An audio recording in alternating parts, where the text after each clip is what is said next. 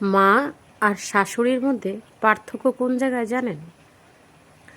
শাশুড়িরা বলবে আমরা সংসার কত কষ্ট করে করছি, আর তোমাদের একটু কষ্ট সহ্য হয় না। আর মা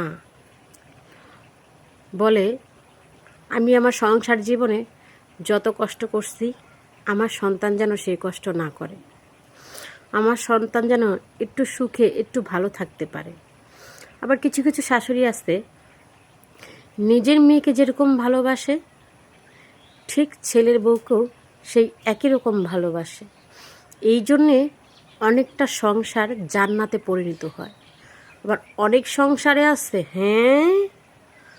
আমার ফুলার কামাই খাইবা, এত সোজা, আমি ফ্যাডে ধরছি না, আমার কষ্ট হইছে না, তুমি পায়ের উপরে পা তুলে খাইতে ইচ্ছ,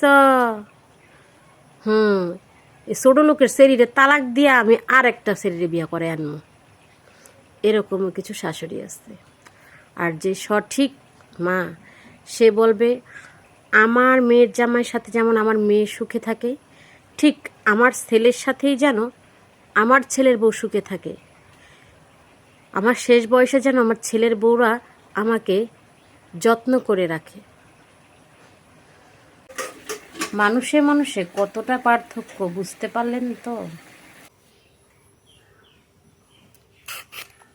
যে পুরুষের নাক থেকে এখনো দুধের গন্ধ যায়নি, মায়ের আঁচল ধরে ঘুরে, সেই পুরুষ কেন আবার প্রেম করতে যায়? কেন আবার সে ঘুরতে যেতে চায় প্রেমিকাকে নিয়ে? তাহলে বুঝতে হবে সেই পুরুষের চরিত্রটা কতটা খারাপ। ওটাকেই বলে কাপুরুষ। যে সুপুরুষ, যে বীর পুরুষ, সে ভালোবাসি বলতেও পারে, বিয়ে করে আনতেও পারে। আর যদি তোমার মনে হয় তুমি এখনো তোমার মায়ের আঁচল ছাড়তে পারোনি, তোমার নাক থেকে এখনো দুধের গন্ধ যায়নি, বিয়ে তোমার জন্য না, ভালোবাসাও তোমার জন্য না। পুরুষ তাকেই বলে যে ভালোবেসে আগলে রাখে, সম্মান করে। পুরুষ তাকে বলে না যে প্রেম করে ধোঁকা দেয়, 12 ঘাটের পানি খায়। তাকেই বলে কাপুরুষ। তাই বলে আমার সব ভাইকেই বলিনি, এমন কয়েকটা কাপুরুষ আছে মেয়েদের জীবন নিয়ে ছিনিমিনি খেলে, তাদেরকেই বলে